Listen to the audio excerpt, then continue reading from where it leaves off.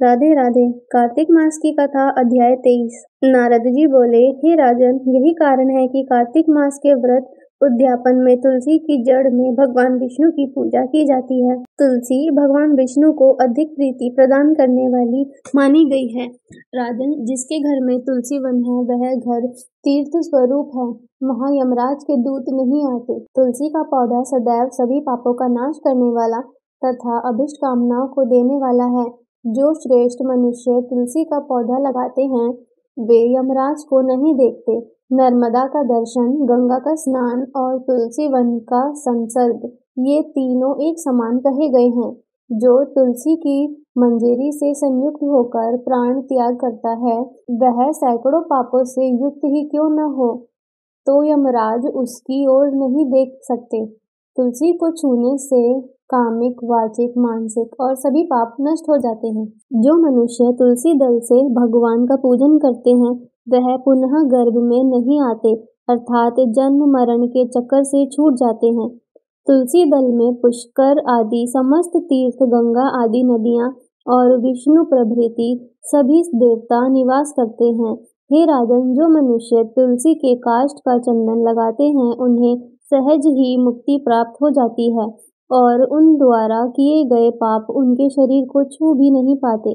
जहाँ तुलसी के पौधे की छाया होती है वहीं पितरों की तृप्ति के लिए श्राद्ध करना चाहिए।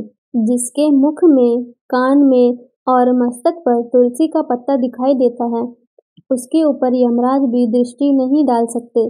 फिर दूतों की तो बात ही क्या है। तो जो प्रतिदिन आदर पूर्वक तुलसी की महिमा सुनता है वह सब पापों से मुक्त हो ब्रह्मलोक को जाता है।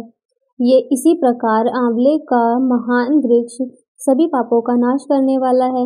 आंवले का वृक्ष भगवान विष्णु को प्रिय है। इसके स्मरण मात्र से ही मनुष्य गोदान का फल प्राप्त करता है। जो मनुष्य कार्तिक में आंवले के वन में भगवान विष्णु की पूजा के तहत आंवले की छाया में भोजन करता है उसके भी पाप नष्ट हो जाते हैं। आंवले की छाया में मनुष्य जो भी पुण्य करता है वह कोटि गुना हो जाता है। जो मनुष्य आंवले की छाया के नीचे कार्तिक में ब्राह्मण दंपति को एक बार भी भोजन देकर स्वयं भोजन करता है वह अन्न दोष से मुक्त हो जाता है। लक्ष्मी प्राप्ति की इच्छा रखने वाले मनुष्य को सदैव आंवले से स्नान करना चाहिए। नवमी, अमावस्या, सप्तमी, संक्रांति, रविवार, चंद्र ग्रहण तथा सूर्य ग्रहण के दिन आंवले से स्नान नहीं करना चाहिए। जो मनुष्य आंवले की छाया में बैठकर पिंडदान करता है उसके पितृ भगवान विष्णु के प्रसाद से मोक्ष को प्राप्त होते हैं। जो मनुष्य आंवले के फल और तुलसी दल को पानी में मिलाकर स्नान करता है उसे गंगा स्नान का फल मिलता है। जो मनुष्य आंवले के पत्तों को और फलों से देवताओं का पूजन करते हैं उसे स्वर्ण, मणि और मोतियों द्वारा पूजन का फल प्राप्त होता है। कार्तिक मास में जब सूर्य तुला राशि में होता है तब सभी तीर्थ, ऋषि, देवता और सभी यज्ञ आंवले के वृक्ष के वास में करते हैं।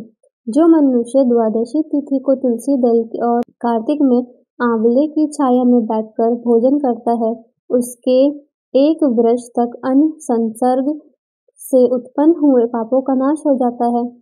जो मनुष्य कार्तिक में आंवले की जड़ में विष्णु जी का पूजन करता है उसे श्री विष्णु क्षेत्रों के पूजन का फल प्राप्त होता है। आंवले और तुलसी की महत्ता का वर्णन करने में श्री ब्रह्मा जी भी समर्थ नहीं है। इसलिए धात्री और तुलसी जी की जन्म कथा सुनने से मनुष्य अपने वंश सहित भक्ति को पाता है। राधे राधे।